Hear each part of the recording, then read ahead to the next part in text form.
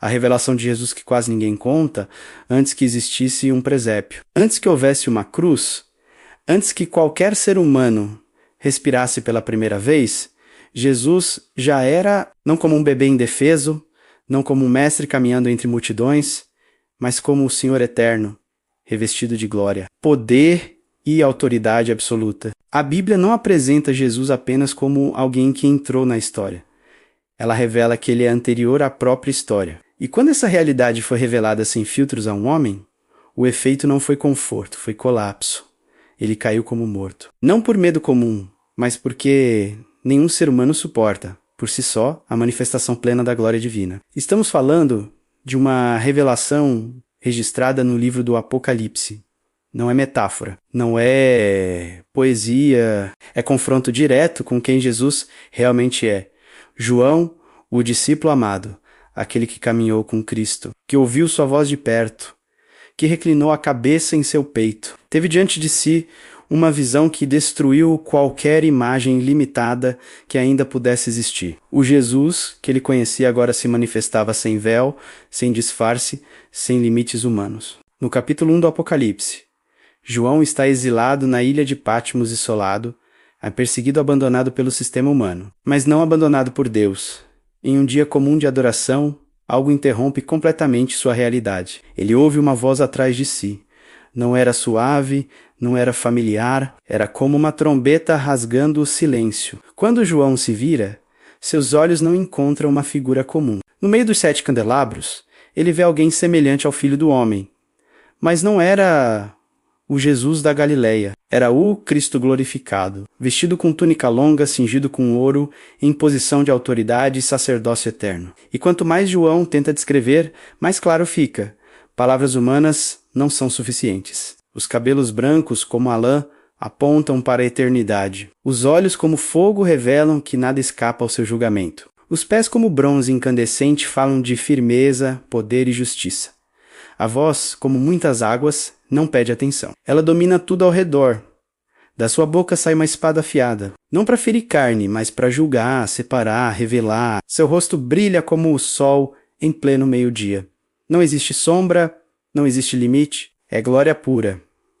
Diante disso, João não discute, não questiona, não tenta compreender, ele cai como morto. Esse detalhe é essencial. O homem que caminhou com Jesus não conseguiu permanecer de pé diante da sua glória revelada. Isso destrói a ideia de um Cristo apenas simbólico, domesticado, adaptado à conveniência humana.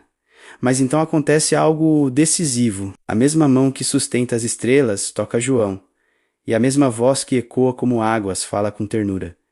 Não temas. Jesus se apresenta com títulos que não pertencem a nenhuma criatura.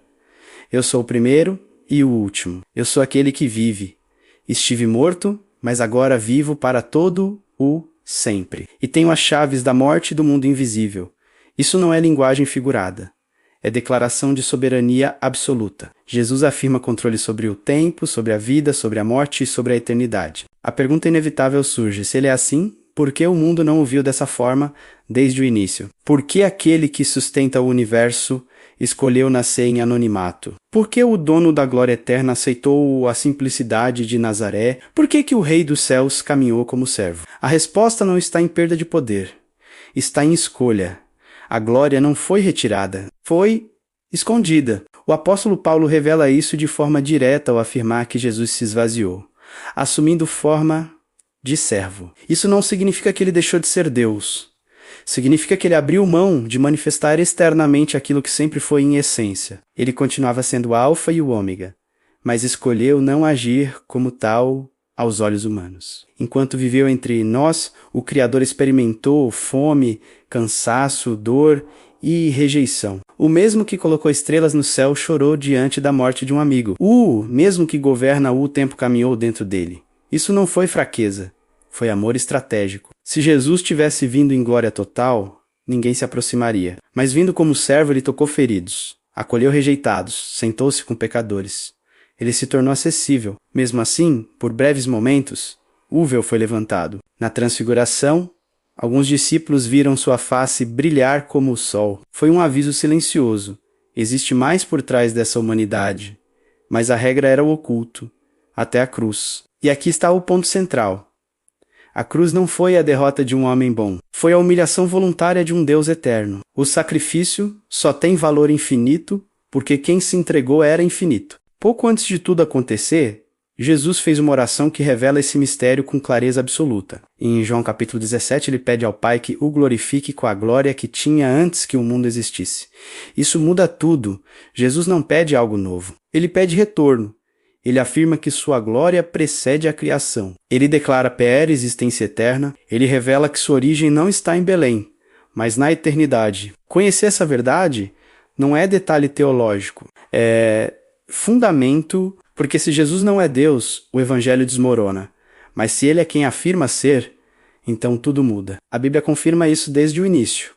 No princípio, Deus criou. A palavra usada é Elohim, plural em forma, singular em ação. Unidade perfeita, Pai, Filho e Espírito. João não hesita em afirmar: todas as coisas foram feitas por meio dele. Nada existe fora da ação de Cristo. Isso significa que aquele bebê na manjedoura era o arquiteto do universo. O carpinteiro de Nazaré era o criador de tudo que respira. Quando João o vê glorificado, ele entende, não está diante de um mensageiro, está diante do Rei eterno. E esse Rei não se revela assim por acaso. Ele se revela assim porque a igreja precisava lembrar quem governa. Em tempos de perseguição, caos e medo, Jesus não aparece como vítima. Ele aparece como soberano. O trono esteve vazio. Essa revelação não é apenas para o passado, é para hoje, porque muitos ainda veem Jesus como símbolo, referência cultural ou mestre moral, mas o Apocalipse destrói essa visão limitada. Ele vive, ele reina, ele governa. E diante dessa revelação, só existem duas respostas possíveis: indiferença ou rendição. Se ele é o centro da criação, precisa ser o centro da nossa vida. Se ele é o Senhor da eternidade, não pode ser apenas um detalhe da nossa rotina. Esse Jesus glorioso ainda caminha no meio do seu povo, ainda fala, ainda toca, ainda transforma. Ele é o mesmo ontem, hoje e eternamente. Se essa verdade falou com você, escreva nos comentários amém. Se deseja entregar ou renovar sua vida com Cristo, declare com fé. Compartilhe essa mensagem. Mais pessoas precisam conhecer não apenas o Jesus histórico, mas o Cristo eterno, glorificado, vivo e reinante. Até a próxima!